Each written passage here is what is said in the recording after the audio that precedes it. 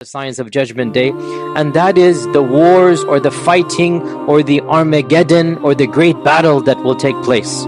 And the Prophet ﷺ predicted you will have days of haraj. They said, what is haraj? He said, bloodshed. So there are predictions of lots of wars. Ibn Mas'ud was in Kufa, and one of these tabi'in, his name is Usayd ibn Jabir, he said, one day it was very cloudy and a dark storm, a dust storm came in the daytime, blocked the sun, and it seemed very terrifying. So a man came shouting to the masjid, "Oh Ibn Mas'ud, the day of judgment is coming." Looking at what is happening, he became terrified. He's running to Ibn Mas'ud saying, look, this is Qiyamah coming. Ibn Mas'ud then stood up amongst the people. The people are looking to him for comfort, for wisdom. The people are terrified. They're gathered in the masjid. Ibn Mas'ud stood up and he said, the Qiyamah is not going to come until you see these signs. And these signs haven't come, so this cannot be the Qiyamah. Number one, he said, people will not be able to divide their inheritance. This means massacres and death will be so profound that a person will have no family left.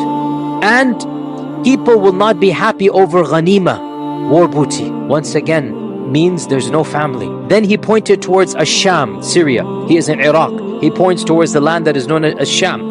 And he said, and an enemy will gather forces against the Muslims, and the Muslims will gather forces against them. A man in the audience said, do you mean Ar-Rum, the Romans? He said, yes. Now the Romans refers to European civilization, the Christian empires. So the term Rome, can de facto apply to the majority civilization, the superpowers of our times. So, and by the way, this is interesting because again, these are predictions that we are now seeing taking place. So Ibn Mas'ud said, yes, I mean the Romans.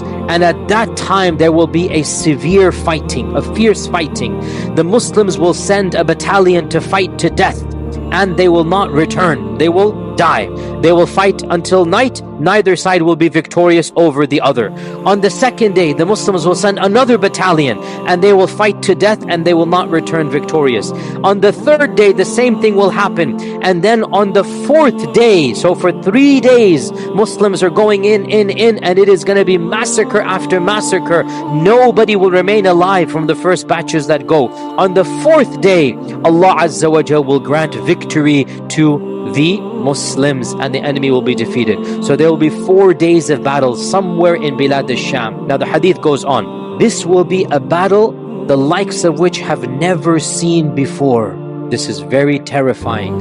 In human history, no battle has taken place that is more terrifying and more severe than that battle that will take place towards the end of times. And then Ibn Mas'ud said, and this is so powerful, and it's not Ibn Mas'ud, it is from the Prophet ﷺ, so much so that a bird that will fly over them will fall down dead. Now, you tell me, before I move on, you tell me, no matter how many people are killed by the swords on this land, will it affect a bird in the heavens?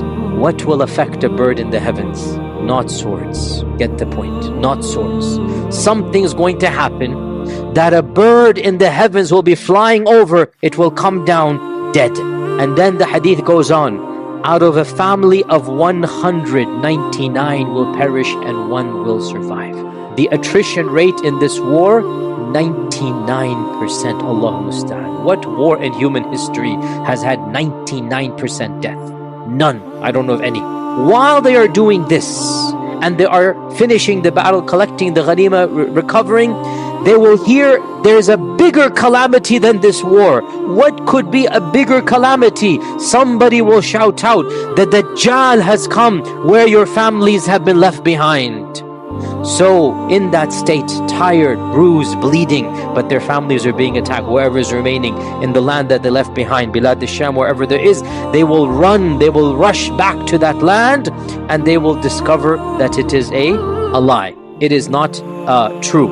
And in one hadith it is mentioned that they will send their 10 best horsemen to go verify that news. The 10 fastest horsemen. And then the Prophet ﷺ said, I know their names and the names of their forefathers and the colors of their horsemen, the colors of their horses, and they will be the best horsemen on the face of this earth. Now, does this mean we will go back to horses and swords? If there is that type of war, in all likelihood we will. If there is that type of war, when nuclear weapons and whatnot and every side and whatnot, then we will go back to those days when there was no electricity and whatnot. We're going to go back to this.